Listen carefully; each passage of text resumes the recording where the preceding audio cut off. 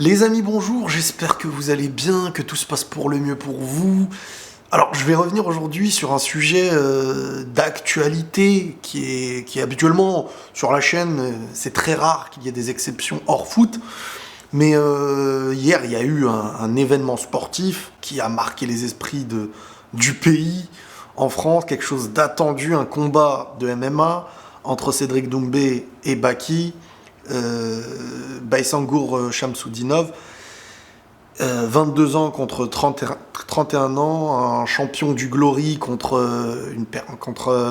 un ancien judoka qui est un futur grand, si je me trompe pas. Je suis pas un spécialiste, mais j'ai vu beaucoup de choses par le passé, hein, les premiers UFC, les Rickson Gracie, Royce Gracie, Jiu-Jitsu brésilien et tout ça. J'ai quand même fait 7 ans de judo dans ma vie.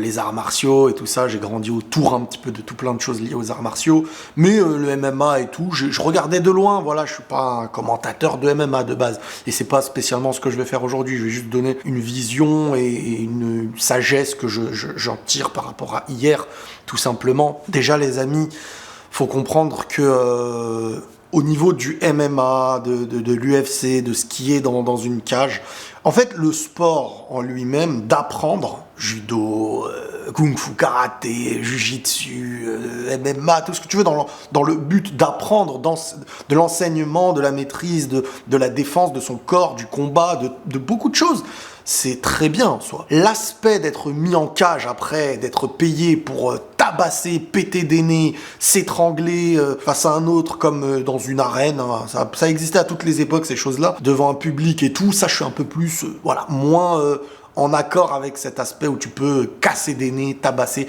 mais l'apprentissage de l'enseignement, de devenir un combattant de ce domaine, voilà, faut faire la nuance. C'est des choses qui enseignent beaucoup de choses, qui nous apprend à nous connaître, et il y a beaucoup de choses positives à en tirer. Le négatif, pour moi, c'est vraiment dans l'aspect où t'es mis en cage, en compétition, et là, tu as le droit un mec, il est par terre, lui sauter dessus, lui casser la... Bon, là-dessus, voilà, vous avez un peu ma vision du truc. Maintenant, j'ai envie de revenir sur l'événement d'hier, un combat attendu de fou malade, hein, on va dire, entre Cédric Doumbé et Baki. Cédric Doumbé qui, depuis, ça y est, quelques temps, a été vraiment reconnu mondialement par le grand public, là où avant il était connu par rapport au Glory, par rapport à ce qu'il faisait en kickboxing et tout. Il a enchaîné des victoires...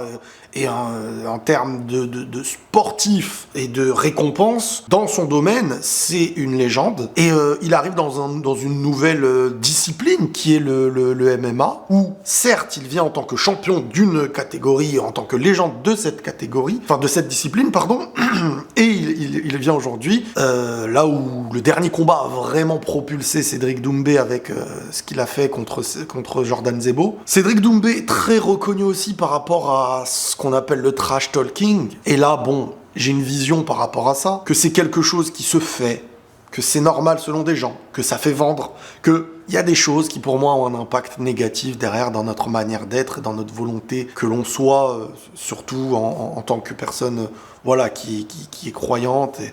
Et c'est pas le fait de dénigrer l'humain, mais la méthode. La méthode du trash talking, pour moi, n'est pas une méthode saine. Qu'on me dise que c'est des choses qui peuvent avoir lieu, qui existent, que c'est comme ça qu'on fait vendre, qu'on gagne parfois des millions en plus, c'est un fait, c'est des choses.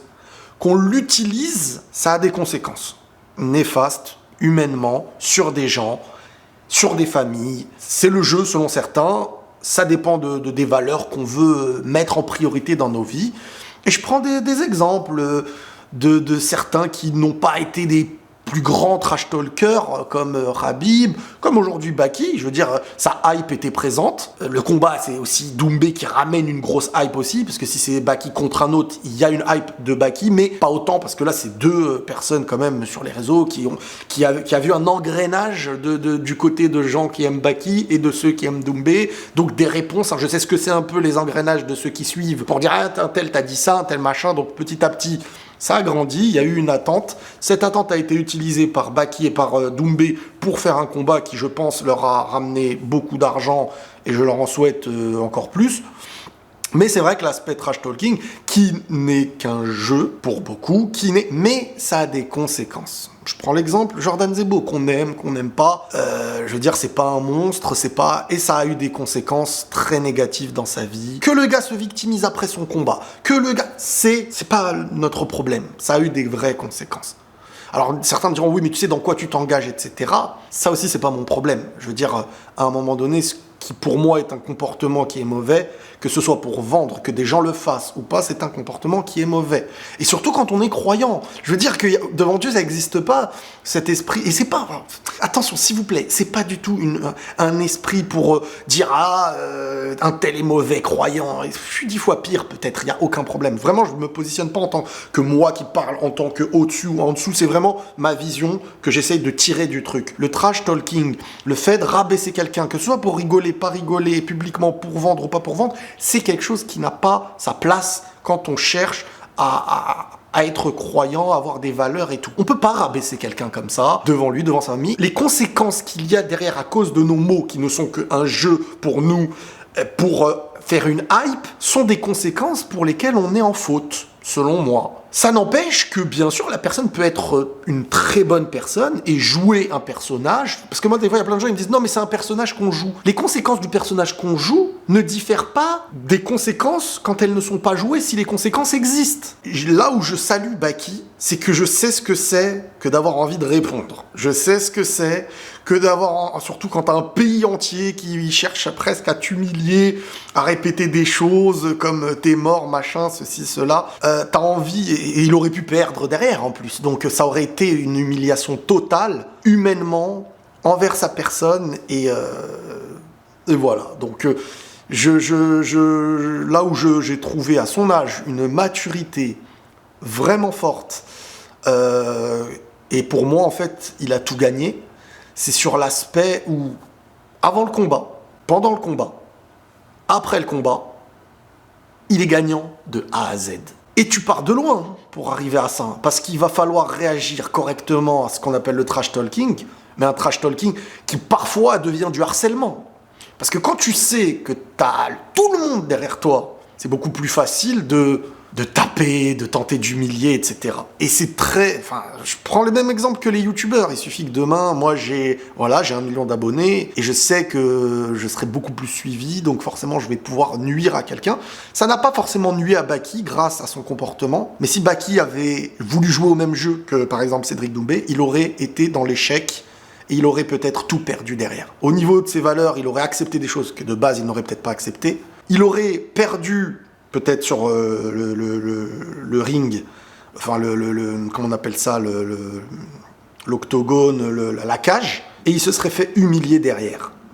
Il aurait tout perdu. Là où, aujourd'hui, il s'est trouvé dans une situation où à la fin, où avant le combat, il a bien réagi, pendant le combat, il a été très bon, il a gagné 1 round pour moi sur le premier. Le deuxième, je pense que Cédric avait peut-être plus de points, mais il n'y a eu aucune humiliation. Mais déjà, le fait de ne pas se faire éteindre comme du monde l'attendait, et le fait d'avoir vraiment rivalisé face à une personne qui a 31 ans et une grosse carrière derrière lui, montre que le gars a devant lui des choses qui peuvent être peut-être plus grandes, qui sait, dans son domaine en tout cas ici. Et quand au début de ta carrière, tu rivalises avec le prime d'une carrière de quelqu'un, c'est bon signe. Et t'es gagnant à ce moment-là. Parce que, et c'est là où je vous dis que bon, il s'est passé ce qui s'est passé avec l'écharde dans le pied et tout.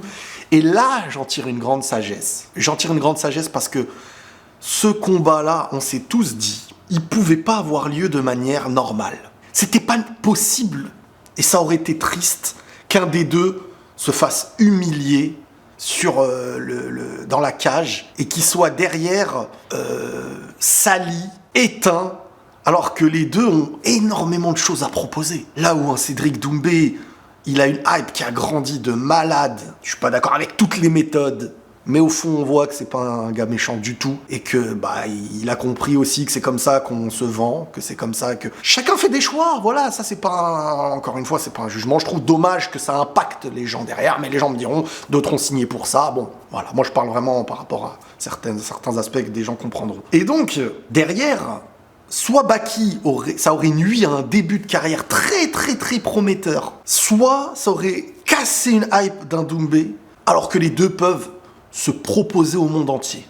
Les deux peuvent, ça y est, proposer des choses chacun de leur côté.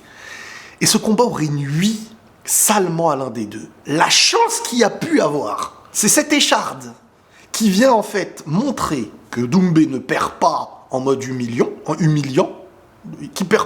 que Doumbé ne perd pas en mode un combat humiliant où il sort sur KO, et Baki sort gagnant parce qu'il gagne un round, et le deuxième, il est debout, face à un Doumbé en striking qui a quand même une expérience et qui est peut-être l'un des meilleurs, clairement. Tu sors la tête haute, le public est avec toi, à la fin on l'a vu, ce risque, parce que te battre contre Doumbé c'est un double risque, médiatiquement tu peux tout perdre, ton honneur, qu'on a vu avec Zebo, le pauvre ça a été très compliqué derrière, et je lui souhaite de rebondir parce qu'il a l'air vraiment gentil. Et je pense qu'aujourd'hui, être gentil, pour les gens, c'est perçu comme de la faiblesse. Donc il faut parfois cacher certains aspects de notre gentillesse aux yeux de certains qui ne sont, eux, pas gentils.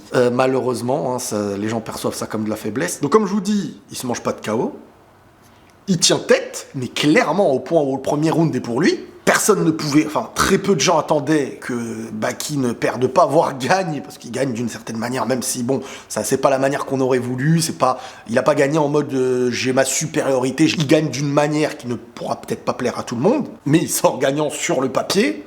Déjà ça c'était inattendu pour une majorité, selon plein d'analystes et tout. Mais de l'autre côté, Doumbé, on voit au bout du deuxième round, commence à reprendre et tactiquement, parce que c'est un combat qui a été très tactique, une gestion où l'un a compris l'autre a bien géré le début, l'autre comprend dans le deuxième, et le troisième round aurait vraiment montré une finalité. Je pense que même s'il y avait une victoire au point, les deux auraient été applaudis, les deux auraient gardé en honneur, mais ce suspense d'un Doumbé qui ne perd pas réellement par une supériorité adverse, et d'un Baki qui ne perd pas et qui sort malgré tout victorieux, qu'on le veuille ou non, tu te dis que les deux peuvent aujourd'hui continuer leur histoire, et qu'ils ont offert un spectacle.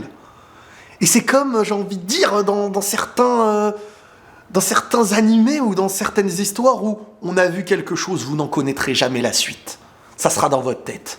C'est comme la fin d'une série où chacun se donnera en fonction des éléments qu'il a à la suite. Moi, si j'étais Baki, alors certains me diront t'es un lâche, ceci, cela. Moi, si j'étais Baki, à moins d'une offre de malade, et je pense que c'est ce qui va attendre, soit, parce que pour eux, faut pas oublier que c'est un métier aussi, ils ont des familles, peut-être que ils viennent de loin. Donc s'ils ont des offres financières de malade, bon, offrez le spectacle que les gens veulent offrir et mettez la carrière, entre guillemets, ou la réflexion liée à la carrière sur pause. Et prenez et donnez aux vôtres et à tous ceux que vous avez envie de donner, et ça, je vous le souhaite. Mais derrière, je pense que ne pas avoir de retour, de revanche, ce serait une victoire, là où Baki, en fait, aurait tout gagné.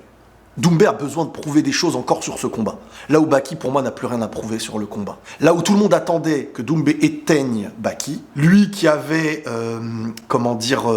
une hype, du blabla, du trash talk, tout le monde avec lui dans son dos, il n'a pas les éléments, et c'est même lui qui se fait un peu plus vanner en ce moment, mais il n'aura pas les éléments pour, après ce combat, dire « Ah bah alors, je vous avais dit quoi ?» et tout, comme il aime le dire. Donc, là, Baki, il a tout gagné. Il a tout gagné sur le papier, il a tenu, mais clairement plus que tenu, il a été honorable, il a eu le comportement, il part avec les honneurs, et il peut continuer sa carrière avec la même attente qu'il y avait avant ce combat-là, voire peut-être plus, dans le sens où tu te dis, bon, celui qu'on pensait qu'il allait éteindre cette hype d'espoir n'a pas eu lieu, pour des raisons diverses. Peut-être même que c'est le destin, qui sait. Et je pense qu'il y a un grand bienfait à tirer de tout ça, qui veut dire, c'est bon maintenant, chacun, faites votre route. Et je pense que Baki serait gagnant à ne pas faire de revanche, hormis proposition de malade. Voilà un petit peu comment moi je vois ce combat-là. Vraiment, c'est quelque chose que je suivais à distance. J'ai, pour être honnête, pas voulu parler de tout ça parce que j'ai pas envie non plus que ce soit une promotion. En fait, ça me gêne pas de faire la promotion de l'enseignement du MMA, de l'enseignement de la boxe, l'enseignement de la lutte, l'enseignement dans un cadre, mais être au milieu d'une arène et de se mettre à se tabasser, à se péter le nez, ça me dérange un peu. Voilà, je suis pas spécialement dans cet aspect-là. Mais je regarde, voilà, certains diront, bah ouais, mais t'es pas logique. Ah oui, mais je suis pas logique, hein, je suis humain. Mais je voulais revenir parce qu'il y avait vraiment beaucoup de choses à retenir par rapport à ça. Et vraiment, un grand bravo à eux deux, parce que à la fois Cédric pour tout ce qu'il accomplit, et toute la pression qu'il engendre, hein, parce qu'il faut pas l'oublier, que purée, je sais pas comment il fait pour pas trembler des pieds avant un combat, parce que toute la pression qu'il emmagasine, je pense que tout le monde n'est pas fait pour être dans une cage, comme dans une arène, comme en fonction des époques. Et Baki, bravo, parce que t'as les honneurs, t'as tout. Pour moi, il a tout pour lui, fier du comportement à son âge, la maturité. Voilà un petit peu maintenant que chacun, pour moi, fasse sa carrière. Les deux ont honoré, et le but, c'est pas de se détruire en tant que Français dans le pays, mais au contraire, de maintenant, ça y est, dans le monde, de porter chacun les drapeaux d'où ils viennent, et de s'attaquer au monde maintenant, ça y est. Je pense que c'est la victoire pour eux deux. D'une certaine manière, Doumbé n'a pas encore grand-chose à prouver parce qu'il a une histoire. Certes, dans le MMA, il a encore des choses à prouver, mais il a une histoire avec lui. Là où Baki construit son histoire, dans la discipline maintenant du MMA, il y en a un qui l'a construit là-bas, l'autre qui vient d'arriver. Celui qui vient d'arriver a quand même une plus grande histoire, mais médiatique et sportive. Mais les deux ne sortent pas perdants. Alors, c'est un peu humiliant. Certains se diront, ouais, mais une écharde dans le pied. D'autres auraient continué. Comme certains ont continué en se cassant le pied. D'autres te diront, oui, mais l'écharde, c'est pas lié au combat, le problème. Mais d'autres te diront, oui, mais un combat dans une cage, peu importe ce qu'il y a, le but, c'est d'être un guerrier. Et certes, ça pourrait être injuste de se dire, voilà, je me suis foulé le pied et derrière, je me fais tabasser. Ou j'ai marché sur une écharde et je me fais tabasser. Mais l'esprit guerrier, certains te diront, bah ouais, mais frérot, qu'est-ce que tu veux faire ? Tu veux qu'on mette pause ? Tu veux que le combattant adverse... Ben ouais, non. Si t'avais un truc sur l'œil, c'est très compliqué. Moi, je comprends les deux positions. L'arbitre, je pense que oui, il aurait peut-être pu laisser les combattants régler ça entre eux. Mais bon, est-ce que les combattants, sans l'arbitre, auraient pu mettre pause en se disant, attends, vas-y, enlève ton truc ? Est-ce qu'un docteur aurait pu intervenir ou pas ? Ça, je connais pas exactement les détails. Je suis pas le seul. J'ai l'impression de ne pas connaître les détails. Mais malgré tout, je pense que la situation finale, malgré la frustration, est une très bonne issue pour les deux. La hype Doumbé ne va pas diminuer.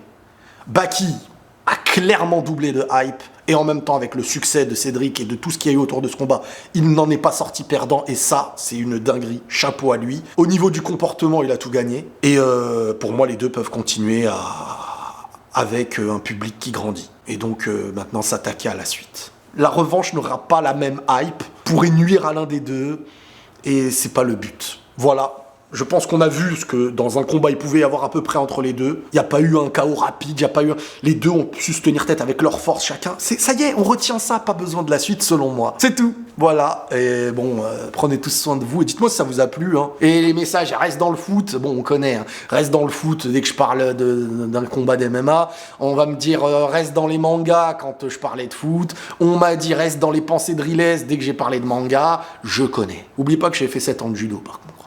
Ok. Prenez tous soin de vous, les amis, et la paix sur vous.